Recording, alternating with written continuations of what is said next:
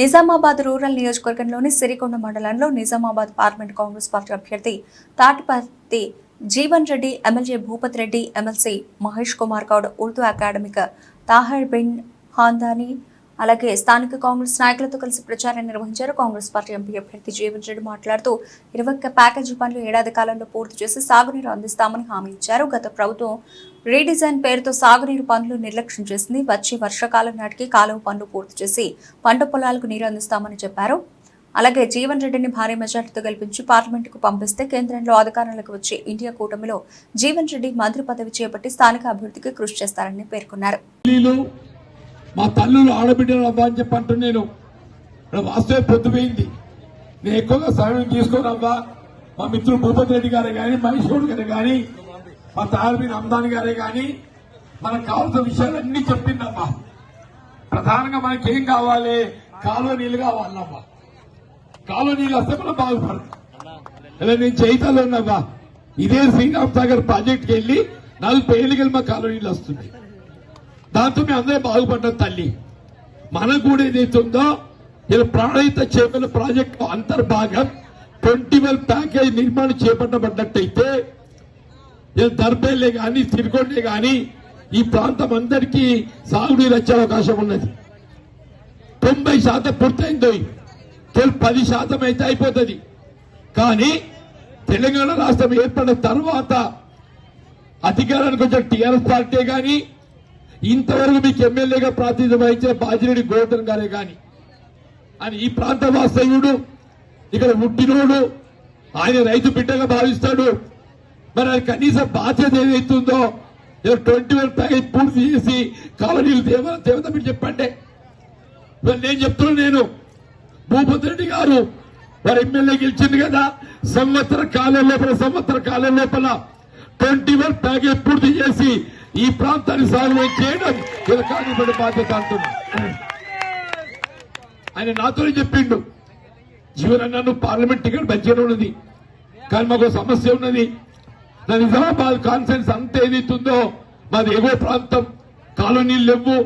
21 package ఏదైతుందో దాదాపు 90% పూర్తయింది.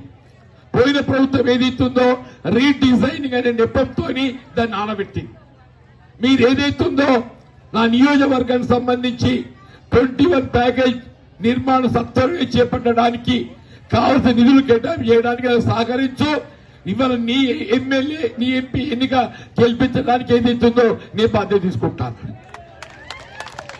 మళ్ళీ ఈనాడు వేదికగా చెప్తున్నాను నేను, 21 ప్యాకేజ్ మళ్ళా వచ్చే వర్షాకాలం, రేపటి వానకాలం కాదు, ముందే చెప్తున్నాను నేను. మళ్ళా వచ్చే వానకాలం సంవత్సర కాలం తర్వాత వస్తుంది కదా, ఆనాటికి ఏదైతుందో మీ కాలంలో తెచ్చిచ్చే ఒక బాధ్యత కాంగ్రెస్ పార్టీ. అంతేకాదు మా ఆడబిడ్డలు రవ్వ నీ సంగతి ఆలోచన చేయాలి. 10 ఏళ్ళు రాజ్యం వచ్చింది తెలంగాణ, మనకి ఉచిత బట్టి ఇస్తున్నారు కదా తెలియదు, యాదుకున్నాదమ్మా. ముందుగా పావుల బట్టి ఉండే రాజశేఖర్ రెడ్డి అప్పుడు, తర్వాత ఏమైంది ఈత పావులు ఎందుకు అని చెప్పి ఆయనతో మాఫ్ చేసింది. 10 ఏళ్ళు మొత్తం వాడు పొరిచిండా. నేను చెప్తున్నావా, మీ వడ్డీ ఇప్పించడే కాదు, తలా సంఘాన్ని 10 లక్షల రూపాయలు అప్పిస్తా. 10 లక్షలు అంటున్నా నేను, గుర్తుపెట్టుకోండి.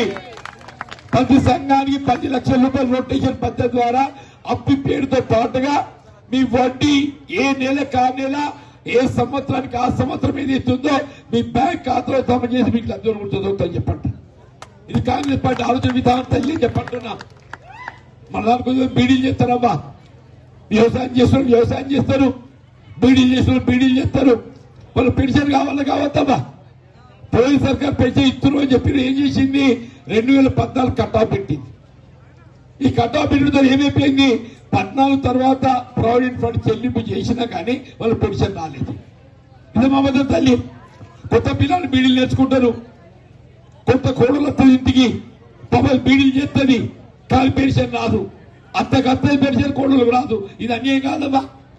నేను చెప్తున్నా, అత్త గాని కోడలు గాని ఎవరైనా గాని అమ్మా చెప్పంటు, నేను బీడీలు చేసే ప్రతి ఆడబిడ్డకు ప్రతి నెల ఇవాళ అమలుతో 2000 తోడు ఇంకా 2000 కలిపి 4000 ఇప్పిత బిడ్డ 4000 అని చెప్పంటారు. ఇది కాంగ్రెస్ పార్టీ. మీరు ఆలోచించండి, పువ్వు గుర్తొస్తుంది అని అడగండి. జీవన్ రెడ్డి ఏదైతుందో మాకందరు బీడీ పెన్షన్ ఇప్పిస్తా అని చెప్పాడు. నువ్వు ఇప్పిస్తావు అని చెప్పాడు కదా. మొత్తం దేశంలో 20 రాష్ట్రాలు ఉండే వాళ్ళే ఎక్కడ పెన్షన్ ఇప్పిస్తున్నాడమ్మా? లేదు. కేవలం కాంగ్రెస్ పార్టీ మాత్రమే బీడీ పరిశ్రమపై ఆధారపడ్డ ప్రతి ఆడబిడ్డకి ఏదైతుందో పెన్షన్ ఇప్పిస్తుంది కాంగ్రెస్ పార్టీ తల్లి అని చెప్పంటారు. వీళ్ళు పెన్షన్లు కూడా మన 2,000 వస్తున్నాయి కదమ్మా. 2,000 వస్తే కేంద్ర ప్రభుత్వం మన జీఎస్టీ పేరట పన్ను వసూలు చేస్తుంది. జీఎస్టీ పేరట ఈ 2,000 వాళ్ళు ఇచ్చేది 200, రాష్ట్రం ఇచ్చేది 1,800. తెలుసా తల్లి? అడుగు పువ్వు గుర్తోండి. మరి కాంగ్రెస్ వాళ్ళు ఏదైతుందో 1,800 ఇచ్చినప్పుడు ఆయన 1,800 ఇవ్వాలంటే తప్పనే? ఇలా కాంగ్రెస్ 4,000 ఇవ్వాలంటుంది. 4,000 ఇవ్వాలన్నప్పుడు ఏదైతుందో తలా కొంచెం శోభ ఇంత ఆధారం సాయం చేయాలని చేస్తా.